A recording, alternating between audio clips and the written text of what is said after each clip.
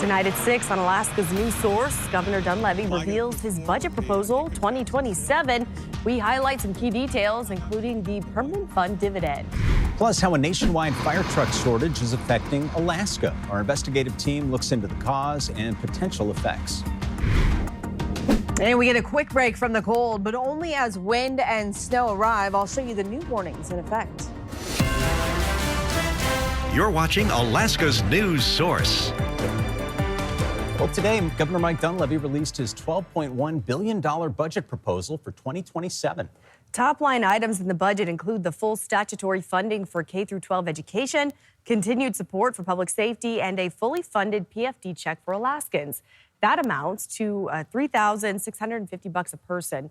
The proposed amount would be the largest PFD check in the state's history. The governor will introduce his fiscal plan once the session begins in January. In a YouTube video posted today, the governor said the focus of the unreleased plan is to diversify Alaska's revenue streams.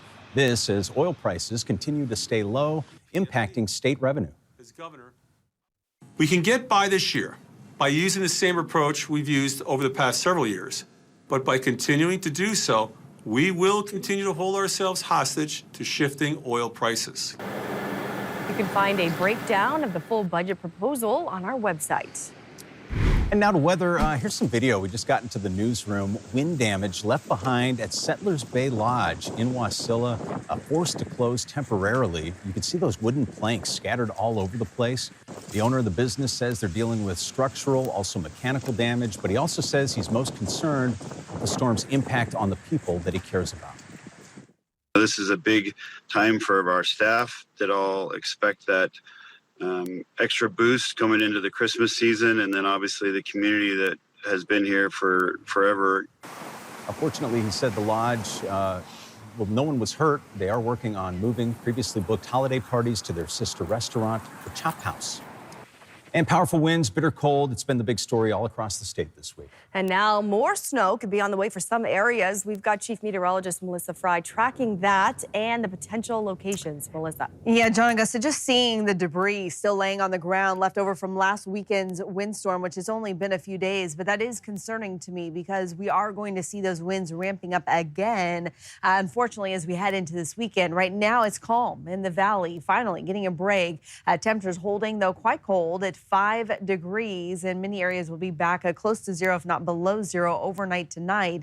But we do already have high wind watches. And in fact, this one for Thompson Pass, that is where we're going to see the most extreme winds. Friday night into Saturday, gusts to 75 miles per hour. But even in the valley, you want to be prepared for winds ramping up to about 60 miles per hour. So again, tomorrow is really Seward, Whittier, Valdez, those areas around Prince William Sound that will see those strong gusts. But by Saturday, the valley, you'll see wind gusts likely to 60 miles per hour, even a little higher as you head into the higher elevations and closer to Butte, where we will see wind gusts closer to 70 miles per hour. Now, come Sunday and Monday, still breezy, and those winds will make their way further south. Even Anchorage, starting Saturday, we'll see wind gusts up around 50 miles per hour. So do be prepared for that. You still have about 24 hours from now until that more extreme wind sets in. In Fairbanks, snow returning 25 below currently. That snow pushing in from the west right now, moving into the Bering Strait region. You can see winter storm warnings, blizzard warnings, and winter weather advisories all in place as that storm will move from west to east right across the Arctic coast.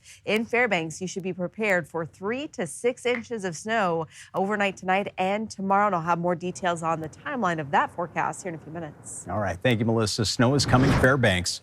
A national fire truck shortage impacting Alaska. Our partners at Investigate TV uncovered how aging fleets and years-long delays in some cases are having some deadly consequences. Our investigative team's Johnson Kuhn found the state's largest city caught in the middle of this crisis. Yeah, that's right. Anchorage Fire Chief Doug Schrage told me new trucks are expected this winter. But here's the thing, they were ordered 3 years ago. And through this reporting, we learned that's typical nationwide. Johnson, so you said it's an issue nationwide, and such an issue the senators held a hearing. Did they get any answers? Yeah, in that hearing, senators actually blamed the three big companies who make fire trucks for those delays. Together, they control about 80% of the market. They've bought up smaller manufacturers, and senators say the backlogs may be intentional for profits. The company has denied wrongdoing, blaming COVID and supply chains, But here's the impact. Missouri Senator Hawley, who led the hearing's investigation, said that since 2020, fire truck prices have doubled and delivery times have quadrupled. All right, Johnson Kuhn reporting. Thank you, Johnson. You can catch the full story right now on our website, mobile app, and tonight on the Late Edition. And in Fairbanks, more city buses will soon run on compressed natural gas. The borough says a new grant will advance a long-delayed overhaul of its public transit system. Officials say the project is funded by federal grants, secured largely because of the area's serious air quality challenges.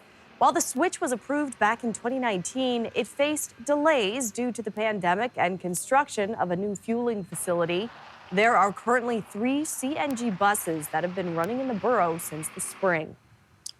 Well, as recovery efforts continue following former Typhoon Halong, some people who were evacuated from places like Kipnuk are still trying to decide what to do. Yes, and today we caught up with a woman from the village who we've stayed in touch with as she reminisced about being back home. She also updated us on the efforts taking place right now, saying there are about 30 crew members working together on things in Kipnuk like communication towers and building repairs.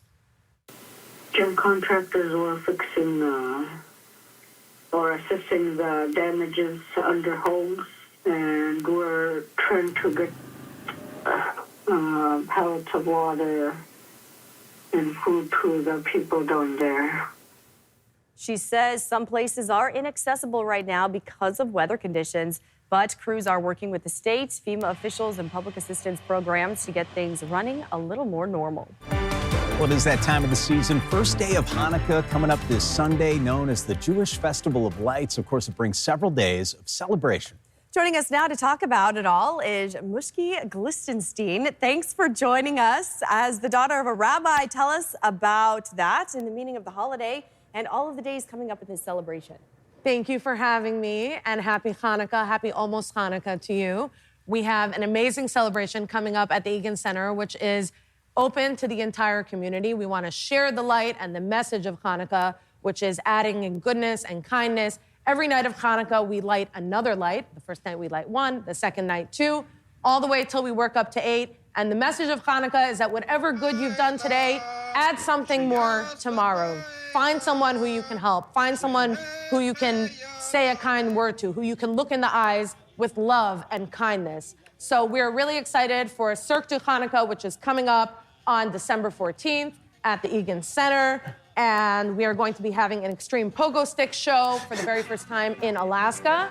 They have done shows on America's Got Talent, NBA halftime shows, and we're going to be having for the very first time in Anchorage the Venom Beast, 166-foot long blow-up obstacle course for the first time indoors. They had to go to the Egan Center to make sure it would fit. And tons of amazing Israeli food, falafel, shawarma by an authentic Israeli chef, activities, crafts, a massive ice menorah, really everything for the entire family.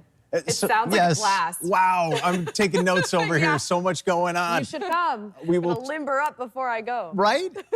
Cirque de Hanukkah, how did you come up with that? Just kind of a unique, fun way to get people involved? Or? Well, the Jewish Center was founded in 1990, and ever since, we have been doing this massive Hanukkah celebration that we really wanted to open up to the broader community, to educate, to build bridges, to bring people together, to make everyone feel that we can celebrate this holiday of light as one. This is a message that is universal, that everyone can share, and we've been doing Cirque de Hanukkah ever since, and every year we have to outdo ourselves. So if it was great last year, it has to be even greater. All right, Mushki, thank you so much. And what are some ways everybody can celebrate or honor Hanukkah no matter where they are? Yeah. Sure. So we have actually menorahs all over Anchorage, giant menorahs. You might see it at the Diamond Mall, the Midtown Mall, the Fifth Avenue Mall, the Ted Stevens International Airport right outside security. So really the idea of Hanukkah is spreading that message of light and of joy. And if you want to get tickets to this amazing party where you can come together with the entire community, every type and stripe, you can go to alaskajewishcampus.org. Tickets are cheaper in advance, so get them now, get them today before they sell out. The food is amazing, the vibes are wow, and this is really like an uplift. We're getting to the darkest point of the winter, and this is the time to break out the menorah, break out the candles, and spread light. Everybody needs a party at this time of year. Break it out. All right. Good stuff. Mushki, Mushki, thank you. Yes, very cool. All right, Mushki, we appreciate you. Happy almost Hanukkah, Happy by the way. Hanukkah. Let's go. Thanks for listening. Click subscribe so you can get the latest podcast from Alaska's news source automatically. And stay up to date with breaking news and in-depth reporting available for free 24/7 with the Alaska's news source app.